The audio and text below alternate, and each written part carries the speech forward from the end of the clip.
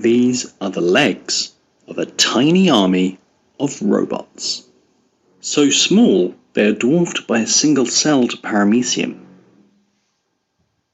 50 years of development in microelectronics have given us a fantastic array of tiny computer systems.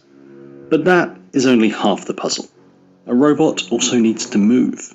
And now, researchers have created a brand new type of actuator which can do it, giving the tiny brains some brawn.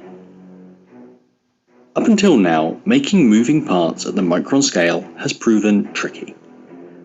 Conventional designs often don't function very well when they're that small, while others work but rely on mechanisms like magnetism which can't be easily integrated into existing electronic systems.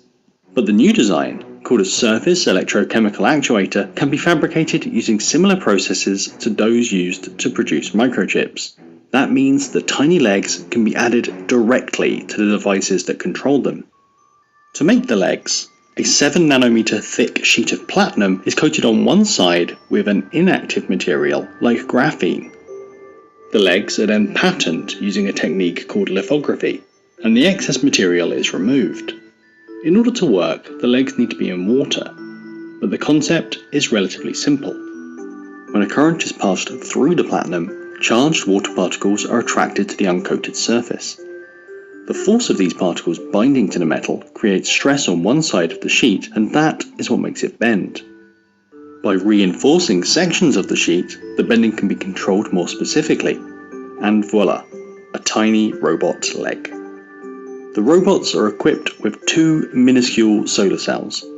By shining a laser on each one, researchers can create the voltage which activates the front or back legs.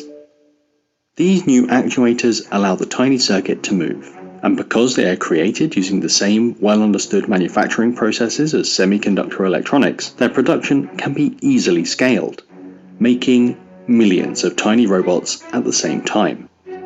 Swarms of robots so small that they can be injected through a hypodermic syringe, and collected using a pipette. Now, at the moment, they can't do much, but their compatibility with existing microelectronics makes them versatile. In theory, new actuators based on these designs could be combined with more complex devices to carry out a whole range of more sophisticated tasks. The researchers have pointed to everything from fighting cancer to tackling crop pests. But that is decades away. Time will tell if these first small steps for microrobots could be a giant leap for microrobotics.